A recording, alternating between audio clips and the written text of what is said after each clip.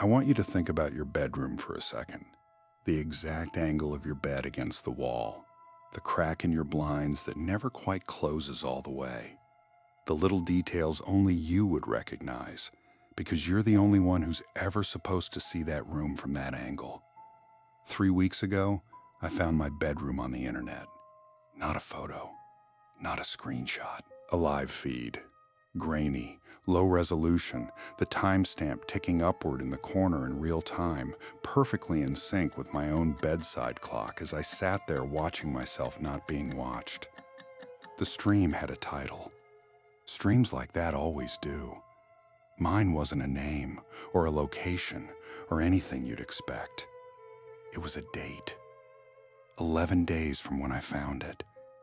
I didn't understand what that date meant.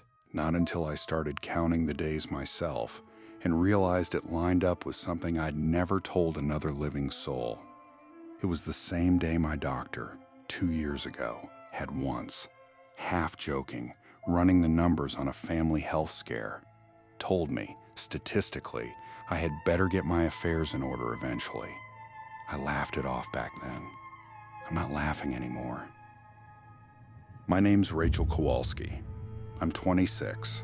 I live alone in a small rental duplex outside Bend, Oregon, and until 3 weeks ago, the most unsettling thing that had ever happened to me was a raccoon getting into my attic.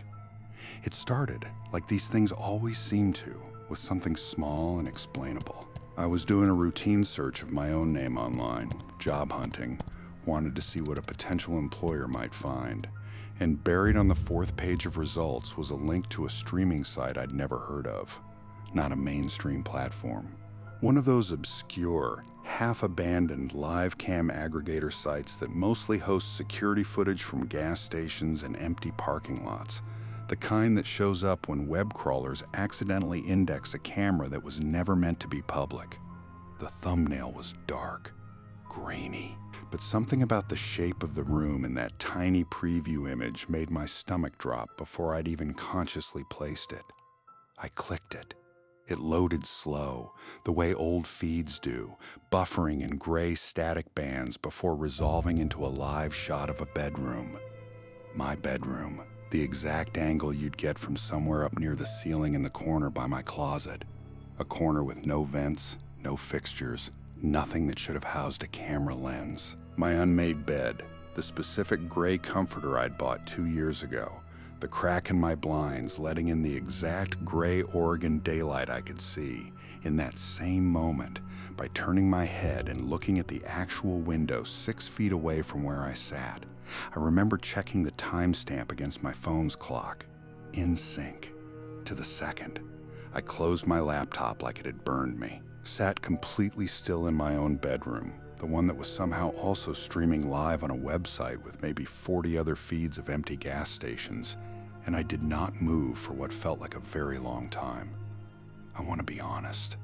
My first instinct wasn't fear.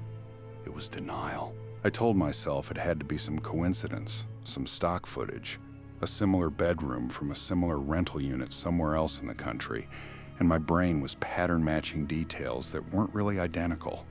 So I tested it. I stood up. I walked to my dresser and moved a framed photo 6 inches to the left.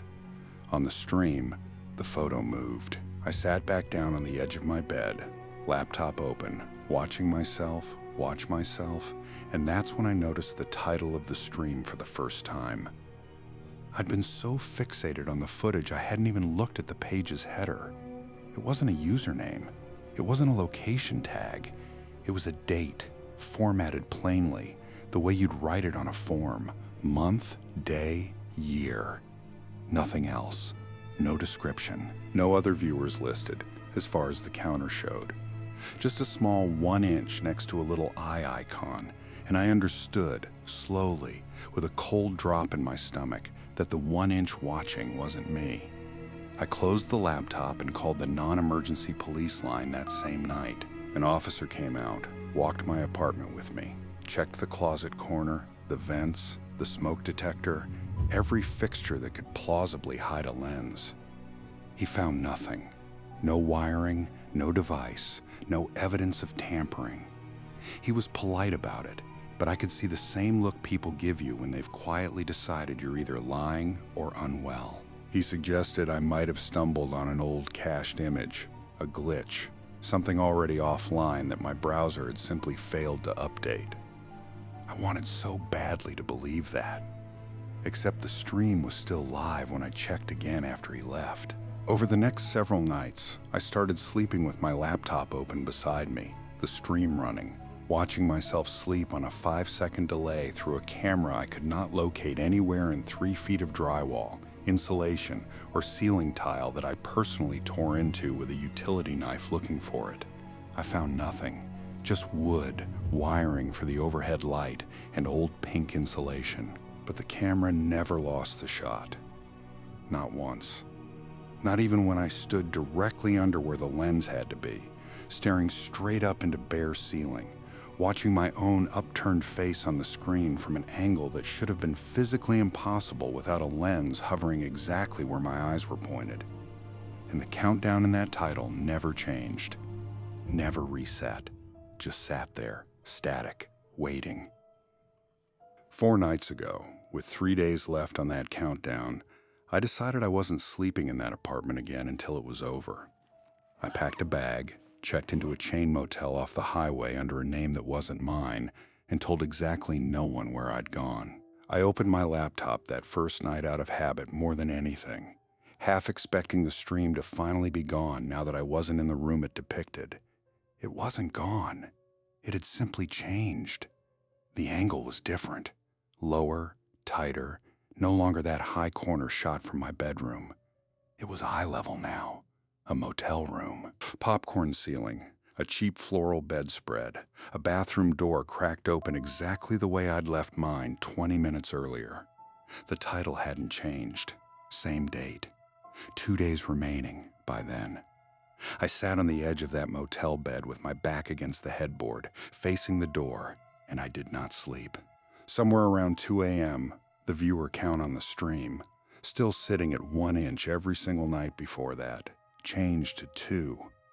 I didn't see anyone. I want to be completely honest about that. Nothing burst through the door. No shadow crossed the frame. The room was exactly as still and empty as it had been a minute earlier, both on my screen and around me in the actual physical dark.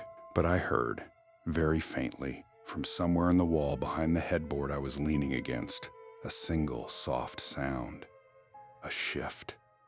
The kind of small settling noise a person makes when they've been holding still for a long time and finally, quietly, adjust their weight. I left that motel at 2:40 in the morning and drove until sunrise with no destination in mind, just distance. That was 2 nights ago. The countdown, last I let myself check, showed 1 day remaining. I haven't looked since. I deleted the browser, wiped my laptop's history, threw the utility knife I'd used to tear open my ceiling into a dumpster 3 towns over, like getting rid of the tools would somehow unhappen any of it. I'm writing this from a friend's couch in a town I won't name, on a borrowed phone, because I left mine behind on purpose. I don't know what happens tomorrow. I don't know if anything happens at all. Maybe this ends the way most bad feelings do, with nothing, with the sun coming up on an ordinary day and me feeling foolish for weeks afterward. But I keep thinking about that viewer count, about the fact that for 3 weeks, exactly 1 person was always watching.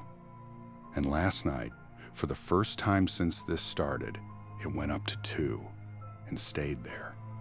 I keep wondering who's supposed to be the second person watching. And I keep wondering, if I'm being honest with myself, whether that countdown was ever a warning at all, or whether it was simply a schedule.